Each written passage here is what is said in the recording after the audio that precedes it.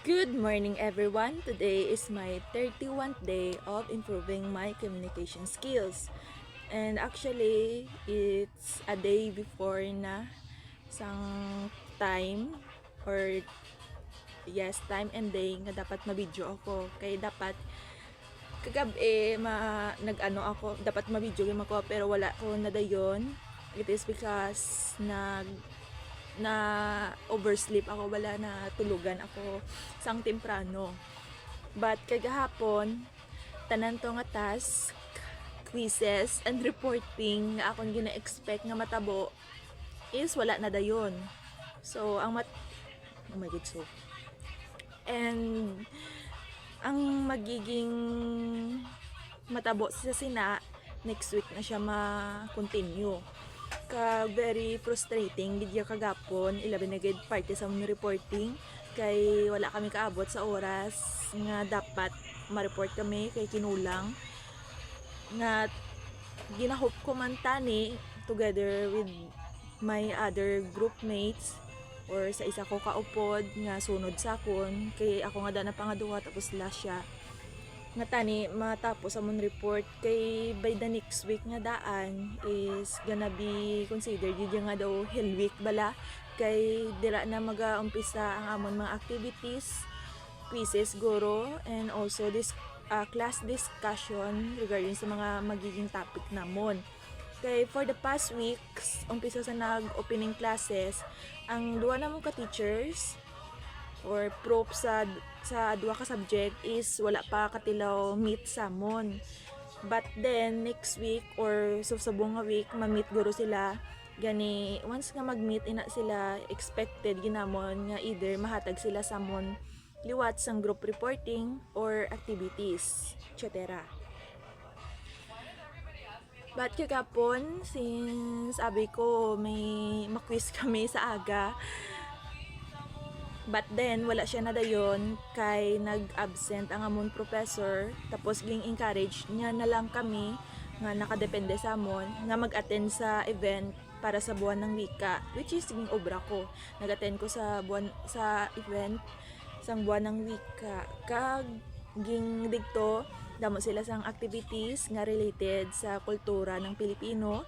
And also, they announced ang mga naging champion and winners sa mga patimpalak or activities or pa-games or nano pa na nga tawgo na nga nagdalalaog. Sadly, wala ako nagdaog which is I'm also very na-expect ko man kay ano gidya akon mga naging kaupod sa poster making mga mayad gid sila. I can say they are mayad but I also do well man towards akon nga naging poster making kag even though wala ako totally nakadaog I still feel proud and it's a big achievement man sa akon nga makita ang akon nga artwork nga ging display nila as in ging display nila sa pinakatunga sang stage kag nami gid saya tulokon nami tulokon naman mga poster kag na enjoy ko man ang view. And then that's all. Nag-quiz kami kagapon as expected sa panghapon nga klase. Kag after tani sinais ma-report kami tanan but then sa tatlo ko ka group sa tatlo ka members ng group 3 which is ako kag ang isa na kon ka classmate kag ang isa pagit na kon nga classmate nga bahay kag Lucky is sa tatlo sa amon isa lang naka-report which is ang lalaki, which is ang name niya is si John Mark. Ako tani ang sunod, but then wala na ako kaabot. Pero gusto ko pa tani ito mag-report kami harap pa remaining time nga per minutes. Ay plano ko nga dasig-dasigon lang gid ako ng report kay gusto ko gid matapos. But then nagreklamo ako mga classmate nga hambal nila nga 4 minutes na lang sa sunod na lang ko no. Which is sige, pinasugtan ko na lang and amo to daso ni. So, by the next week, naman mahilig ko magambal so. And by the next week gali, mag-start na ang amon or akon official reporting Actually, it's a good thing man, kay at least there are some things nga ging dugang or ging point out si ma'am. Ilabi ni kay parte sa pagpahatag balas ang mga quizlet. Kay ging recommend niya sa amon nga para hindi ko na mabudlayan ang amon classmate sa pag-answer is either magpa-print kami sang duha ka ipaprint namon ang quiz nga amon ihatag into 2 tapos inayatag na siya namon taga row diri sa row 1 kag sa row 2 kag amon na ilang nga do basahon bala or something like that. Not necessarily nga isa-isahon kay kung isa-isahon nga daan namon magastos gasto siya sa amon part and then amo na gasto gid siya kay 36 nga daan kami kabilog, imagine that, tapos ipaprint namon isa-isa. We are really in a disadvantage ilabi na gid nga wala kami personally printer para himuon ni na gani. Ang amo naging plan is dapat by this week nakapaprint kami and we will have 3 copies, a total of 3 copies para sa hard copy sang quiz, and then we will going to transfer the amon quiz man into a PPT para slide na lang namon. And then it also a good thing pagid for us to be aware nga maging prepare and mag-abansi gid ya, mag-abansi ano ganyan ang tawag sino, mag-abansi kuha na balas ang projector kay kagapon nga daan nag-agaway or nakulangan kami sa projector kay may mga estudyante nga may mga reporting man kag nauna sila hulam samon. So ang one of the members namon nga nag-una kag nakatapos na report is wala siya may nagamit nga projector, bali sa laptop lang gid yan namon ging present tapos gimbasa niya lang. Gani sa next week will be a great lesson man sa amon to learn nga maging advances sa pag-prepare sa projector, i-PPT ang mga quiz kag mag-provide sang print copy or hard copy sang quiz man, and then I will also further research man about sa kung magiging topic kay nalata ko nga there's still a lot of questions. My God, failure words. There's still a lot of questions and information nga need ko i-research. But then, it's a good day. Kag sa subong is may acquaintance day kami. Actually, wala ko nag-attend sa aga. Sa hapon lang ko ma-attend kay puro activities nga lang abi subong. And I don't want to really participate gid dito. Although enjoyable siya. But personally, I won't prefer that. That's why ma-attend lang ko sa hapon. Kay dira nga dani held ang pinaka-main nga event. Ilabi na gid ang campus Stellar, pati ang Kapso Band. May banda karon kag nami gini karon. Tapos after sang mga muna nga main events may tagbuanay kami which is inando disco wala sa sulod sang eskwelahan. Kag actually naka-prepare nako, nakapasa nako sang mga requirements, nakapa-notary na amon kapitana kag may ticket nako di. So nami gini karon.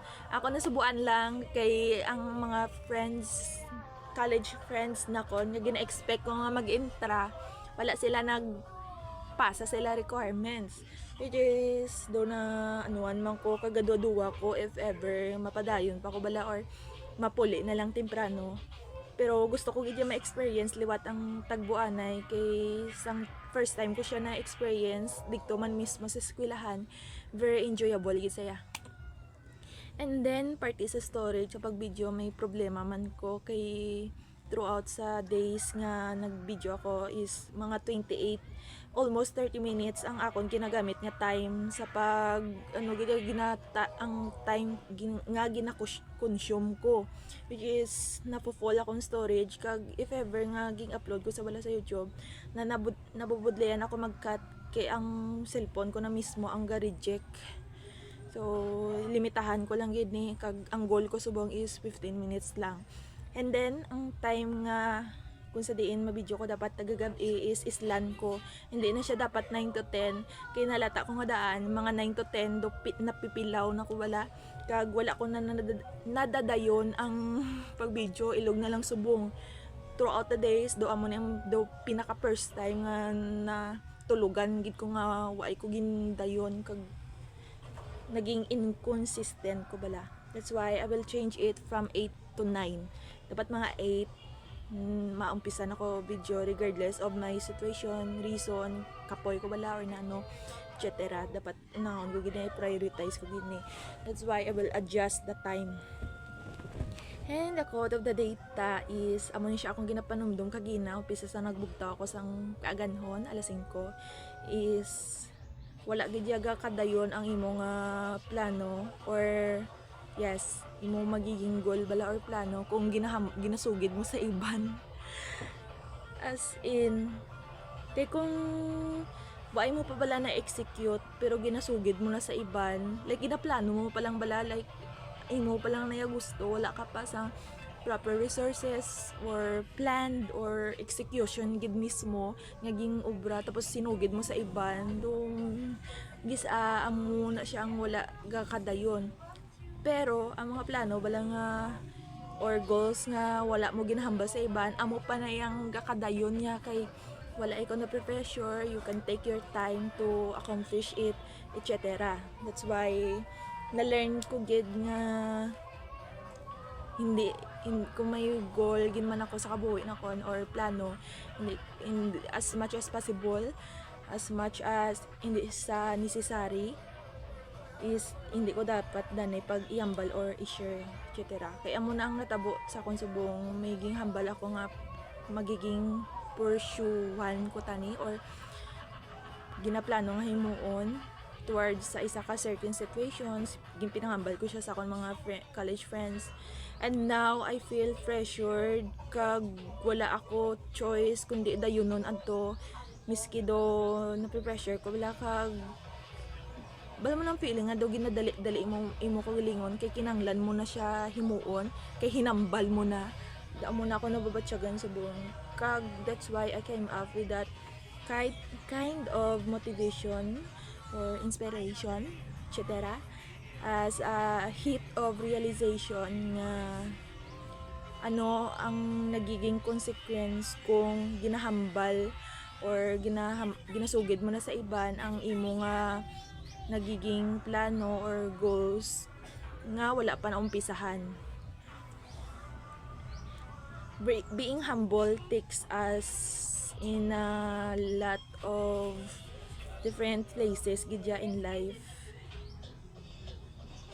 Ang pagiging humble is not really just a simple words to live a simple or low-key life. It also has a great benefits gidya towards sa aton kaugalingon nga if humble kita, hindi kita masyado pakupal bala or kinanglan i-show off ta mga aton mga abilities, strength, capabilities to prove it towards sa iban nga tao. Life does not work exactly as we planned. That's why it's a bad thing gidya if ever nga way mo pa naumpisahan ang imo gusto himuon ging sugid-sugid mo na sa iban. Now subong, since I make that kind of mistake, wala ako choice kundi padayunon adto kay I promise to myself nga hindi mag-back out gidya sa akong words, sa kung ano akong ging promisahan kay dapat a promise is a promise, so dapat tuparon ina sa regardless of your reasons, situations or excuses, etc. I think I will limit my time in actually videoing this 15 minutes lang dapat and it's already 14 minutes. But then again, there is a lot of things that will happen today. Kag basi hopefully madayon ako karon kasi mga alas 11 or alas 12 na ko guro kapuli. Mapasugat man ko. Kay gusto ko gidya suliton kay gisama lang ning daan sa isa ka year. That's why gusto ko gid saya ma-experience liwat. Kag isa pa kung mag 4th year naman ko do basi hindi ko na nabalaliwat na experience kay 2 years na lang nga daan ang remaining time na kon sa college. So I really want to enjoy everything that I want to enjoy. I will participate sa mga things nga gusto ko intrahan, although wala ako idea or nahadlok ko. Gusto ko magyapon ma-experience kay amo na ang purpose or meaning sa life. I think that's all for today. Michaela, Diyos ko maluoy ka, be more consistency mo pag video, unahain ni, regardless of your situations. Again and again, you see the glimpse of the result and you know it's gonna be worth it. And always finish what you start. That's all. Thank you. Sako.